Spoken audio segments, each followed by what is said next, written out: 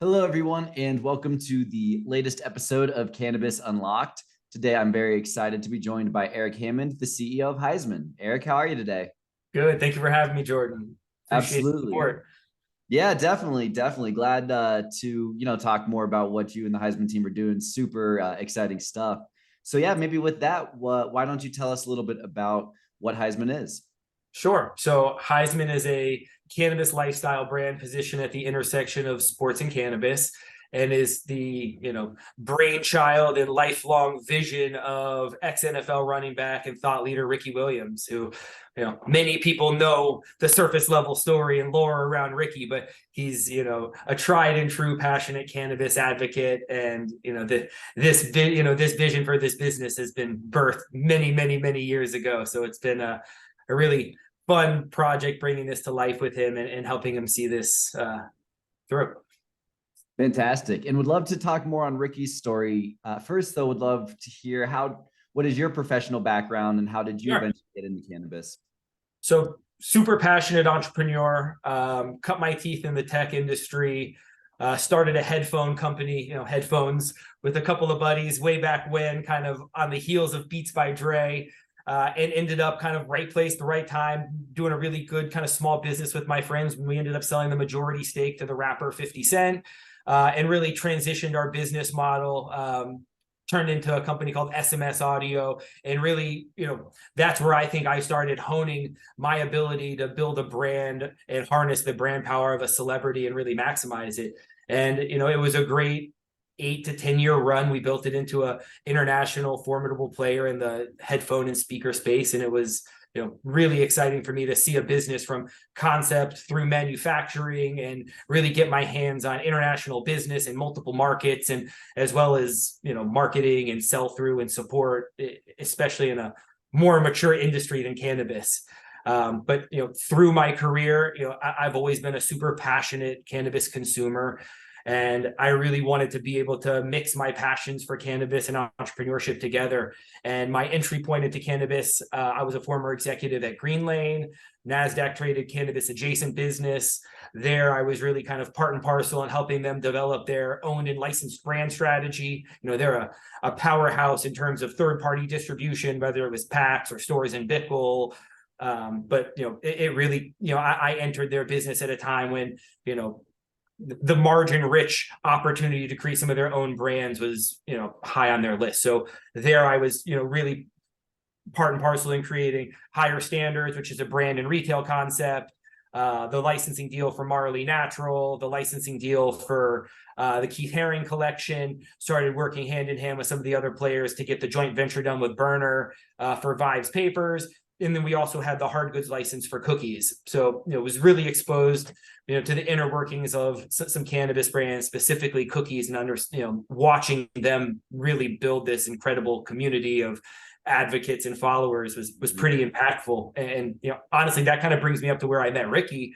At the time, Ricky and his business manager partner Matt had the idea of getting into the space, and they were kind of looking for their entry point. Obviously, Ricky is a known cannabis advocate and consumer, and he was trying to figure out their way in. And they had the idea to enter, and they had the word Heisman as kind of a brand concept, but they hadn't really flushed it out yet. And just based on my position at Green Lane, running licensing deals, and being in South Florida and a major Miami Dolphin and Ricky Williams fan, I got the opportunity to connect with Ricky and potentially talk about maybe making some Heisman accessories that could fit into the Green Lane ecosystem. So whether that was Heisman bongs or rolling trays or grinders. So that's how I got connected to Ricky. It was really pretty passive for him at first. He was kind of shopping some licensing deals, and once I got to know him a bit better, you know his passion for this business is unmatched. I told you I'm a South Floridian, and I'm a fan of Ricky's, and I thought I knew the Ricky story, which is what I call the Ricky lore. And everybody knows, this guy that rose to fame, and he was kind of at the height of his game in the NFL, and he essentially bucked the system and walked away from the American dream to smoke weed. And that's the story, and that's what people know. But man, it is so much deeper than that. And Ricky's such a deep, passionate person, and understanding how much cannabis meant to, him and his life, whether it was, helping with mental well-being or repairing physical ailments from, being beat up on the football field. He had such a deeper connection to it than what I had originally thought.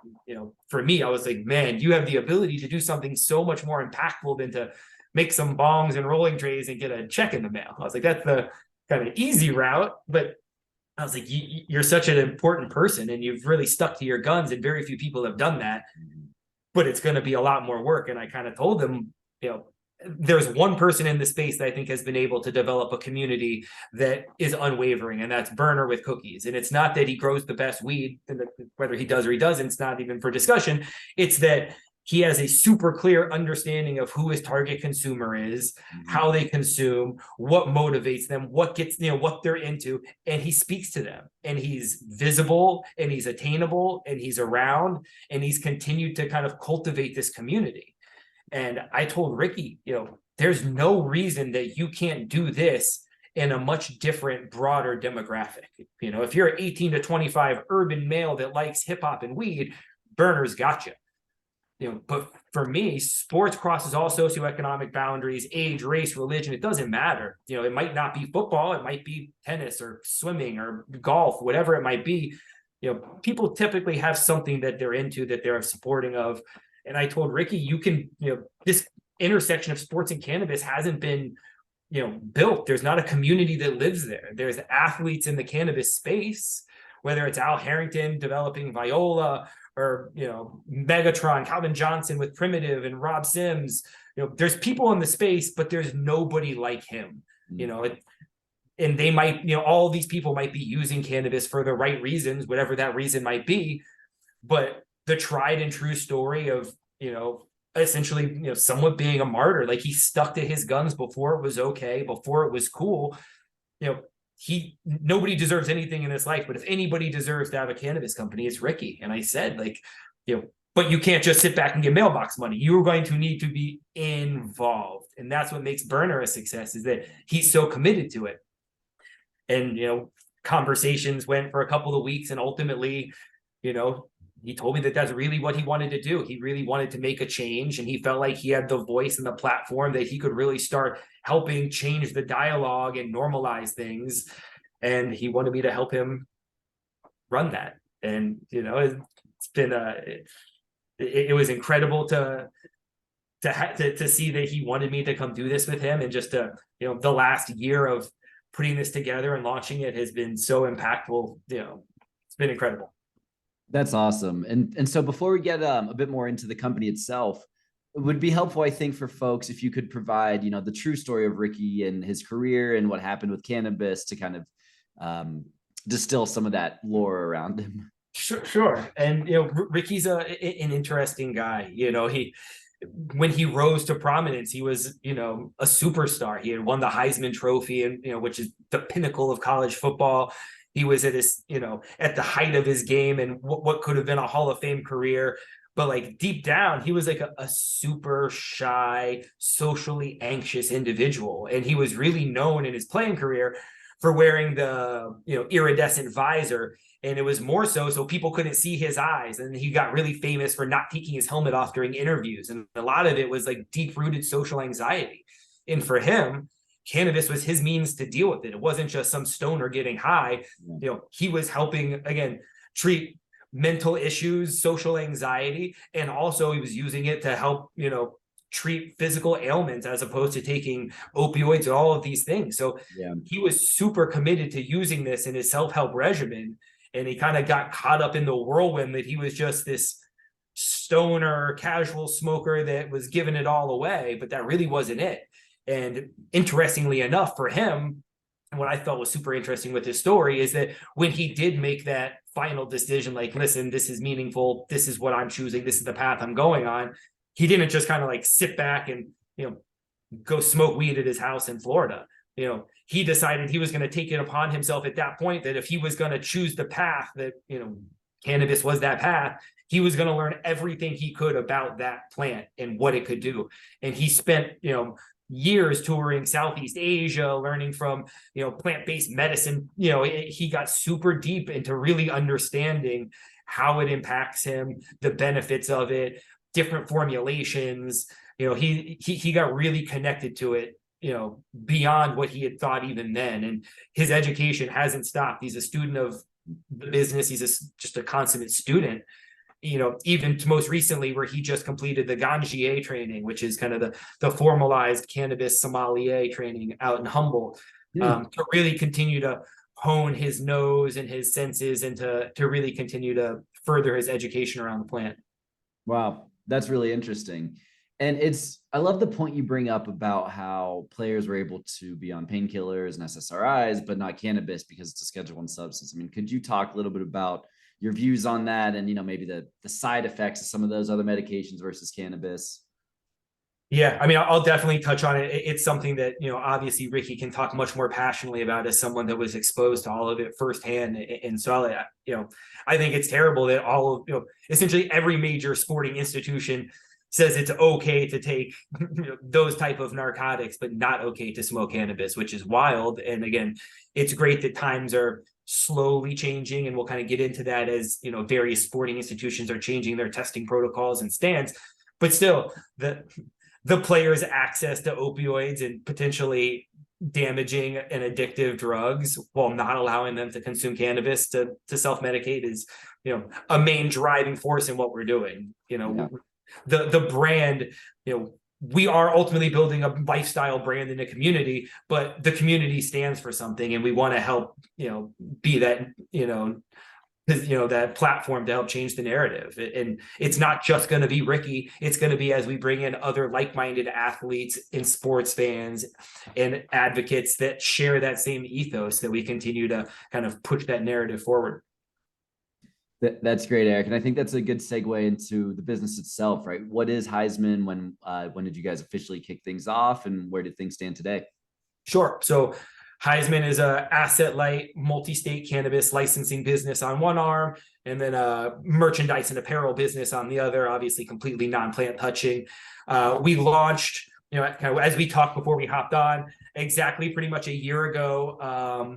We launched right in the middle of November of last year, or November of last year, November 2021, in 2 markets, California and Oregon. By design, again, we're building what we think is going to be a national brand. So having a brand that can show brand affinity and scalability in multiple markets is critical for us. So launching just in California, a disaster, and B, would not give us a real good read on if our brand had legs outside of just one very specific market. So we picked 2 markets that were in somewhat close of a proximity for us to manage, and B, wildly different consumer preferences, pricing preferences, retail formats. To us, these were polar opposite markets that if we can show that our brand could catch and work, we have a model that we can then bring to other markets. Because again, knowing every market functions different. So launched in the middle of November in those 2 markets, positioned slightly different, Oregon being a deli style predominant market, us being a pre-packed business, we had to be very nimble. So really spent the first 6 months or so of this year sorting out how we go to market, how we appear in market, our display, how we communicate our brand to bud tenders, how they then communicate our brand to consumers, pricing, position, promotion, all of the critical, fundamental elements of running the business that, we needed some hands-on experience running before we turned to expansion. So, about 6 months through this year, once we felt really comfortable with our business and our footprint in those launch markets, we turned to a bit of our expansion strategy, signed our first multi-state deal with the group Tilt Holdings. That brought us into Massachusetts and Pennsylvania. Our first kind of taste on the East Coast. It's been incredible. We launched in those markets in October. First 2 months have been absolutely incredible. Again, great learning experiences for us. Pennsylvania is a highly restrictive medical market, one of which where the Department of Health didn't like the word high and the word Highsman. So in Pennsylvania, we're officially H by Ricky Williams. But again, for us, building a national brand, it just shows that we have a strong enough brand and image and branding icons and iconography that we can catch traction in markets, even when we're put into a position where we're restricted based on medical restrictions. So that was our 4th market. After that, launched Washington. And it looks like we'll kind of cap out this year, opening up Arizona in December to kind of get us prepared for Super Bowl. And then again, continuing into Q1, we've got a pretty extensive expansion strategy that we'll start executing on right away. So Awesome. it's been a controlled chaos for us as we've grown somewhat organically, again, trying to be really focused. I praise Berner a lot for his understanding of his consumer and his focus. They didn't go super wide. I think they knew who their consumer is. They catered to them. And I wanted to, approach this in a very similar controlled manner, especially as we're raising money. So launched primarily as a flower brand, flower and pre-rolls in most of our markets. And now that we've caught traction, you'll see us starting to expand our SKU mix and really starting to get a little bit more mind share in the stores that we're in. Yep. That's great. And you mentioned launching last November. Obviously the last 12 months have been very challenging for the cannabis market and, a lot of markets more broadly, particularly with regards to raising capital. So I'm curious, how has that impacted your growth plans? So, I'll knock on wood. I feel blessed that despite it being a pretty tumultuous year globally for the global economy, and specifically cannabis has kind of had a rough go of it, I feel really blessed that we've been doing really well. I think part of it has been diversifying where we sell, being pigeonholed into California, which is a bit of a nightmare right now with their oversupply and their price compressions and the taxes and everything that's going on in that state. It's tough to win there, and you have to spend a lot of money to get very little impact, and it's very tough. And I think especially brands that are stuck there, are starting to feel the pains of that, and it's not a sustainable business. We're there based on, I think it's important for us for, the culture and for who we are as a brand to be there, but it certainly isn't our focus now, especially if we started to, taste the sweet fruit that is other states that aren't California. So I think that's been kind of our saving grace, is that we've expanded in a smart, controlled manner that we've been able to support. We didn't open 13 states just because we wanted to see massive revenue pop. We're opening states in a controlled manner that we can support it. We didn't want to go into a bunch of states and be a mediocre brand in a bunch of states. The plan was, let's go into a market, let's execute on our very detailed go-to-market strategy, and let's make a splash. And then let's continue to support it. And then we can bring in more markets and support it amply and keep doing that. And that's been kind of our plan, slow and steady, as opposed to getting ahead of ourselves. And I think by doing that, you can't, numbers don't lie. You can pull headset data now. You can look at hoodie analytics, and you can see market penetration, what we're doing in these markets and how we're doing. And I think that meaningful, slow, steady growth, continued growth, has helped us continue to raise money in a very tumultuous time. And also the fact that I think as the cannabis industry matures, people are starting to realize that there's going to be a time in the not too distant future that the cream is going to rise to the top when it comes to brands. Very few brands have started to claim those spaces, the Coke Pepsis of the world. And that really hasn't happened. Maybe you can start identifying Cookies and Jeter and Steezy, and there's a couple, but that's really it. There's a lot of MSO house brands that are out there that don't really have much brand affinity or weight. It's kind of like what's available and accessible. As consumers are becoming more aware and having more access, brands are becoming more important. And I think, Highsman has the ability, super clever brand, maybe a little biased, but I'm a big believer in what we're doing. Everything is done with intent. But I happen to believe in the community that we're building also. Yeah, totally. And what is your strategy for bringing on additional athletes? So that's an interesting question.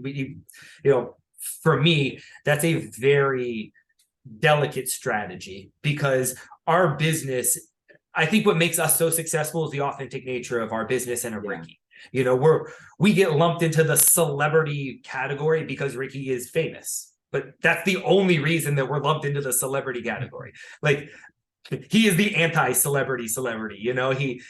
He likes weed, he likes football, he does his thing, he's into that. We're authentic, and I think we pitched that story. And if we were too quick to grab a bunch of athletes and bring them into our story, we kind of, it was counterintuitive. It's like, hey, wait a minute. You're telling everybody that this is this authentic thing that you're building, and then you just rush to grab anybody else that would put their name on it. Sure. And so for us, it was, let's build the brand, make sure people understand that this is real, deep, authentic, they connect with it. And then let's start being really strategic with finding athletes that have like-minded ethos, not just finding famous people, finding people that believe. Again, whether it's someone like a Kevin Durant that has already openly done a deal with Weed Maps and kind of embraced cannabis, or it's we want to find people that share that passion for the plant, not just wants to slap their name on something and get in the mix. So it's kind of delicate there, but I think timing is now. We're about a year in. I think the brand is starting to get enough traction that we can start bringing in others, and that's where it starts taking that lofty kind of parallel, but a Jordan-esque approach, where you've got that Michael Jordan heritage figure that lends validity and credibility to what you're doing. And then once that happened, bringing in a bunch of other relevant athletes in other markets and other sports to continue to build the community. And that's what we're doing. Ricky will always be that heritage figure that drives this. But as we want to continue to build the community, again, whether it's in golf or baseball or soccer, we want representatives from those sports in those markets to really help us drive this. Totally. And how have you seen the sports leagues themselves adapting their policies as the legalization movement has progressed? I mean, it's been great to see, first off, their testing protocols changing. I think that's kind of like the first step. I think the NFL investing some money into some research was kind of like the buzz that got everybody talking about it. Is $1 million enough to make a big impact? I don't know. But I think all big ships got to kind of start going in that direction. So it's great that that's kind of, signaling that they're opening their minds to cannabis and its benefits. So it's good to see them starting to explore that way. Again, the changing testing protocols and punishments around it, shortening the window for when they can test players in the NBA, stopping testing during the season, not punishing if they do get caught. I think all of that is helping drive down the negative stigma, that typically has been around it. And then you've got, sports like, professional lacrosse league that doesn't even have cannabis rules written into their bylaws. Again, as an ex-lacrosse player, they know they'd probably lose all of their players if they did. But still, I think that's just going towards more a newer organization understanding that this isn't going to go away and that they need to, not shun it. So it's great to see that, as we progress. I really want to see us as Highsman and Ricky start being, more involved in conversations with the NFL Players Association and really changing things. But, that comes in time. Yep, that comes in time. We're working on it. I love it. Well, Eric, so if folks want to find out more about you or get in contact, what's the best way to do so? Highsman.com, @Highsman. Would love the support. We've got cannabis now selling in 5 markets, great merchandise and apparel available on our site. So awesome. And will they be able to see on your site where they can get Highsman products? They will. Okay. We have an up-to-date store locator that will show them where we're available in California, Oregon, Washington, Massachusetts, and Pennsylvania. Fantastic. And more to come. Love it, Eric. Well, thank you so much for taking the time to join the podcast, and congrats on all the progress you guys have made so far. Appreciate it. Thanks for the support, Jordan. We'll talk soon. Absolutely. Take care. Bye.